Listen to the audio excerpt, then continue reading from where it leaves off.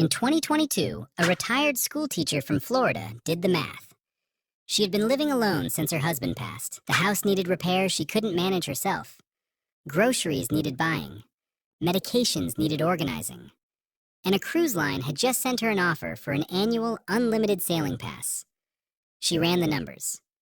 The pass, meals included, housekeeping included, entertainment included, was cheaper than her mortgage, her utilities, her groceries, and her home care combined. She sold the house, packed 2 bags, and moved on to a ship. She has not come back. Now, before anyone says this is an extreme case, it is. Most people who board a cruise ship are there for 7 nights, a drink package, and a beach in the Bahamas. That is the bottom of this hierarchy. And that is fine.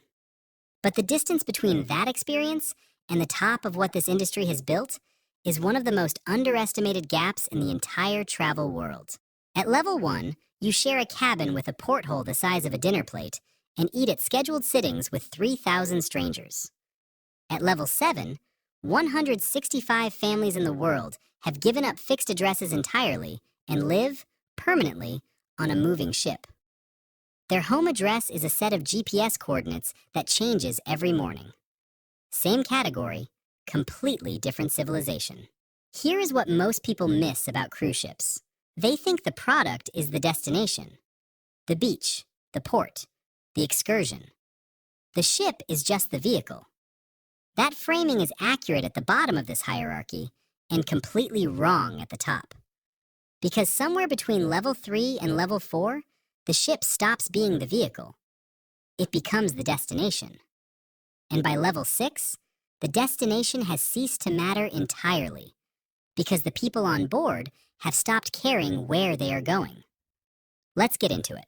Level 1, the floating resort. Carnival. Royal Caribbean's entry-level fleet, MSC. Norwegian's standard product.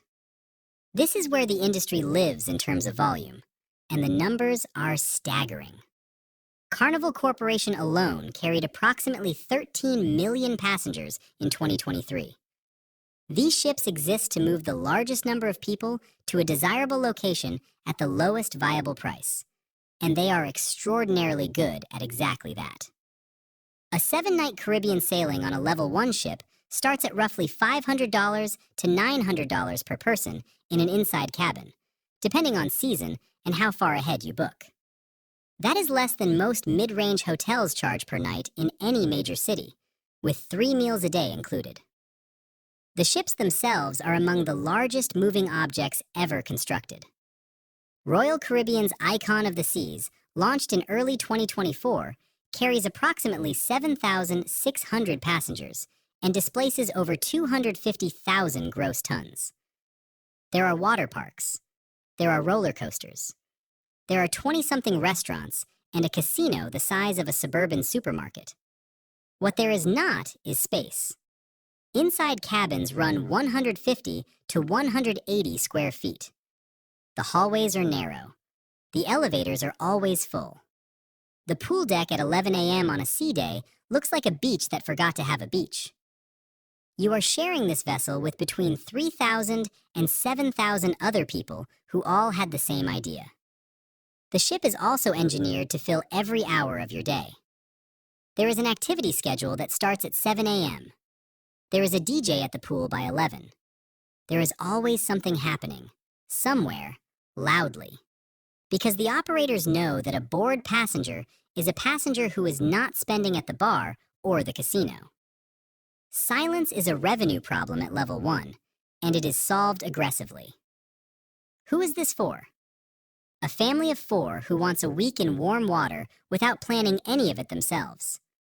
A group of friends who want an open bar and a dance floor that doesn't close at 2 a.m. A retired couple who have done this 11 times and have a system. Early seating, deck chairs reserved by 7 a.m., off the ship by 8 before the excursion crowds hit. Level 1 delivers exactly what it promises. It just does not promise quiet. Level 2, the premium line. The same ocean, less noise. Level 2 is not a fundamentally different product. It is a refinement of Level 1 with one thing systematically removed: The belief that silence is a problem to be solved. Holland America. Princess Cruises. Celebrity in its standard configuration. Ships that carry 2,000 to 3,000 passengers, cabins are slightly larger. Balcony ratios in the base configuration go up considerably. Pricing moves to roughly $150 to $250 per person per night. But here is the real difference, and it does not appear in the brochure. The activity schedule exists, but does not chase you. The pool deck has chairs that are actually empty. A sea day is not a logistical challenge to be managed. It is a Tuesday at sea, and that is considered sufficient. The buyer here is someone who has done level 1 and spent the entire first morning trying to find a quiet corner that did not exist. People who have decided that what they actually want from a cruise is a cruise, not a theme park that happens to float. Level 3, the upper premium line. When the ship and the destination have equal weight. Viking Ocean Cruises, Oceania. Ships that carry between 600 and 1,200 passengers and are built around a specific idea, that the itinerary matters as much as the vessel, and that the vessel should be comfortable enough that you genuinely look forward to the days at sea. Cabins almost universally include a private veranda from the base category. Dining is open seating. You eat when you want, with whom you want, at a restaurant that does not require a reservation made weeks in advance. The spa is not primarily a revenue center. Shore excursions lean towards smaller groups, longer stays, and ports that the larger ships physically cannot reach. Per night pricing typically starts at $300 to $500 per person. A sea day becomes something passengers actually look forward to. At level 1 and 2, the sea days are the gaps between ports, tolerated, scheduled around, filled with activities. At level 3, the sea day is part of the product. The ship is comfortable enough that being on it is not something to endure between destinations. The buyer has done this before. This is not their second cruise. It may be their 8th. They have specific ports they want to see, specific itineraries they have researched, and the patience to spend 3 days crossing open water to reach Dubrovnik in late September when the summer crowds are gone. At level 3, the ship and the destination are in conversation. Neither one dominates. If you are finding this useful, subscribe. Every week I break down how global industries and aspirational categories actually work, not how the brochure describes them. Level 4, the luxury line. The ship becomes the destination. Regent 7 Seas, Silver Sea, Seabourn. Ships that carry between 200 and 700 passengers, where the base accommodation is a suite, where every shore excursion is included in the fare, and where the wine at dinner is not a line item on a bill, because there is no bill at dinner. All-inclusive at level 4 does not mean what it means at level 1. At level 1, all-inclusive means the buffet and a drink package selected at checkout. At level 4, it means flights, airport transfers, all shore excursions, all specialty restaurants, all alcohol including the good bottles, gratuities, and in some cases, pre- and post-cruise hotel nights in the embarkation city. The fare is the fare. You board the ship and stop thinking about money entirely. Per-night pricing starts at roughly $800 to $1,200 per person and moves up from there by suite category and itinerary. Here is what changes at level 4 that does not show up in the pricing. At level 1, the crew-to-passenger ratio is approximately 1 to 3. At level 4, it is 1 to 1 or better. You are not being processed by a service system. You are being looked after by people who know your name by the second morning, know you take your coffee black, and know you prefer the corner table at breakfast without being asked twice. The buyer is someone for whom the logistics of travel, airports, transfers, currency, restaurant research, excursion booking, have become the least enjoyable part of any trip. They are buying the elimination of friction. Every decision that used to require effort has been made in advance and paid for. The only remaining decision is what to wear to dinner. At level 1, the ship is the vehicle. At level 4, the ship is the point. Level 5, the ultra-luxury expedition. The places the other ships cannot go. Ponant, scenic. Seaborne venture. Ships that take the level 4 service standard, full inclusion, suite-only accommodation, 1-to-1 crew ratio, and point them at destinations the rest of the cruise industry cannot physically access. Antarctica, the Northwest Passage, the Galapagos, remote Indonesian archipelagos, the fjords of Svalbard at 78 degrees north, where polar bears are a genuine wildlife encounter and not a zoo exhibit. These ships are smaller, typically 100 to 200 passengers, because the destinations require it. Passengers board the ship in Ushuaia, at the southern tip of Argentina, and 3 days later a helicopter lifts them off the deck and sets them down on a glacier. Per-night pricing starts at approximately $1,000 to $2,000 per person and reaches considerably higher for polar and remote itineraries. They want the places that require a specialist vessel and a specialist operator just to reach safely. And they want to arrive in comfort rather than on a research vessel sleeping 4 to a bunk. The destination becomes extreme. The ship makes extreme feel like a reasonable Tuesday. Level 6, the residential voyage. The guest becomes something else. 2 products exist at level 6, and they are not quite the same thing. But they share one defining characteristic.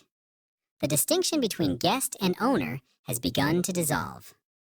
The first is long-form residency at sea. Operators, including storylines and Villa V residences, have sold extended sailing packages. Not a cabin for a voyage, but a cabin for a year or more of consecutive sailing. The passenger stops being a guest on a schedule and starts being a resident with a routine. Same cabin, same crew who know them. Same ship, moving continuously through a world that changes outside the window every few days. The second is private charter. Any ship can technically be chartered, but at level 6 the product is a purpose-built, ultra-luxury vessel. Scenic Eclipse, boutique Ponant ships, taken exclusively by a single party. A wedding with 150 guests and a captain who answers to the host specifically. Charter rates for a 100-passenger vessel in this category have been reported from approximately $500,000 to over $1.5 million per week, depending on the vessel and itinerary. This is where the schoolteacher from Florida lives. Level 7, the residential ship, the address that moves. The World is not technically a cruise ship. It is a private residential vessel. It has 165 apartments. They are owned, not rented. The smallest units have reportedly sold for approximately $800,000. The largest have sold for over $12 million. Annual maintenance fees, which cover operating costs, crew salaries, food, port fees, and all onboard services, have been reported in the range of $250,000 to over $700,000 per year, depending on apartment size. The ship circumnavigates the globe roughly every 2 years. It does not follow a fixed itinerary set by a cruise operator. The residents vote on where it goes. If enough owners want 6 weeks on the Norwegian coast in summer, the ship spends 6 weeks on the Norwegian coast. There is a library, a running track, a spa, a golf simulator. It just does not have a fixed address, and that is specifically the point. The people who live here are not on a long vacation. They have made a structural decision about how to spend the portion of life when location is no longer a constraint. The cruise industry understood something before most of the travel world did. The thing people are actually buying is not a ship. It is not a destination. It is a version of their life with specific frictions taken out of it. And the more you are willing to pay, the more completely those frictions disappear. Most people buy 7 nights of that feeling. 165 families decided they didn't want to give it back. If this was useful, subscribe. I break down how global industries actually work, not how the brochure describes them. See you in the next one.